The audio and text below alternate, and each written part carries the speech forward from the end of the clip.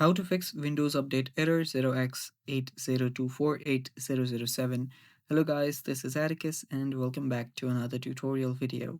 In today's video, I'll teach you guys how you can fix Windows Update error 0x80248007. So without any further ado, let's dive right into it. So the first step is you'll need to open up your PowerShell or your shell. So simply open that up. So let me open up my PowerShell or basically your terminal. And after you open that up, what you'll need to do is you'll simply need to type in your net start MSI server. After you hit enter in this very code on your terminal, you can close this and you can restart your computer once. So simply restart your computer. You can press Alt F4 and simply drop down button and tap on restart and then tap on OK to restart. After you restart, you can check if your problem has been resolved.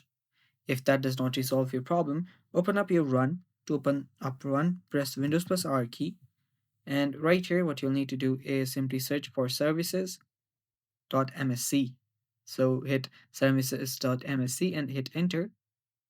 And it should open up the services. Now, simply search for Windows Update here. After you find Windows Update, double tap on it to open this up.